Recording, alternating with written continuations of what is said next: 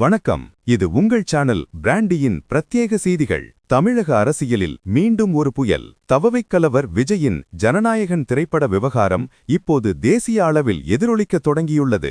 ஜனநாயகன் படத்தை முடக்க நினைப்பது தமிழ் பண்பாட்டின் மீதான தாக்குதல் என மக்களவை எதிர்க்கட்சித் தலைவர் ராகுல் காந்தி விஜய்க்கு ஆதரவாக மத்திய பாஜக அரசை மிக கடுமையாக சாடியுள்ளார்.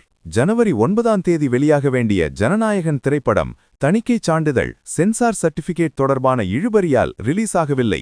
இராணுவ காட்சிகள் மற்றும் மத உணர்வுகள் தொடர்பான சில புகார்கள் வந்திருப்பதாக கூறி கடைசி நேரத்தில் தணிக்கை வாரியம் முட்டுக்கட்டை போட்டது. இதனைத் தொடர்ந்து சென்னை உயர்நீதிமன்றம் மற்றும் உச்சநீதிமன்றம் வரை இந்த வழக்கு எட்டியுள்ள நிலையில் எதிர்க்கட்சிகள் அனைத்தும் விஜய்க்கு ஆதரவாக கரம் கோர்த்துள்ளன. இதுகுறித்து எக்ஸ் தளத்தில் பதிவிட்டுள்ள ராகுல் காந்தி, மிஸ்டர் மோடி தமிழ் மக்களின் குரலை ஒடுக்க ஒருபோதும் முடியாது என பதிவிட்டுள்ளார். தமிழ் கலாச்சாரம் திரைப்படத்தை முடக்குவது என்பது கலை சுதந்திரத்திற்கு எதிரானது மட்டுமல்ல, அது தமிழ் பண்பாட்டின் மீதான நேரடி தாக்குதல் என்று அவர் வர்ணித்துள்ளார்.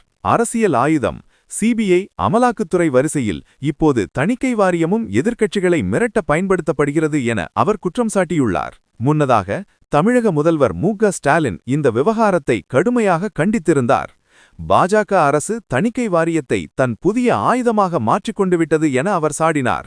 சிபிஎம், சிபிஐ மற்றும் தமிழக காங்கிரஸ் தலைவர்களும் விஜயின் அரசியல் வருகையாலேயே இத்தகைய நெருக்கடிகள் கொடுக்கப்படுவதாக தெரிவித்துள்ளனர். குறிப்பாக சிவகார்த்திகேயனின் பராசக்தி படத்திற்கு 25 கட் கொடுத்த தணிக்கை வாரியம் விஜயின் படத்தை நிறுத்தி வைத்திருப்பது ஒருதலைபட்சமானது என பலரும் கொந்தளித்துள்ளனர். தற்போது இந்த வழக்கு உச்சநீதிமன்றத்தில் நிலுவையில் உள்ள நிலையில் ஜனநாயகன் எப்போது திரைக்கு வரும் என்பதே கோடிக்கணக்கான ரசிகர்களின் எதிர்பார்ப்பாக உள்ளது.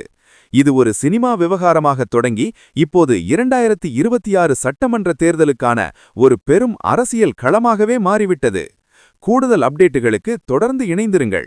இது உங்கள் சேனல் பிராண்டிக்காக பிராண்டி.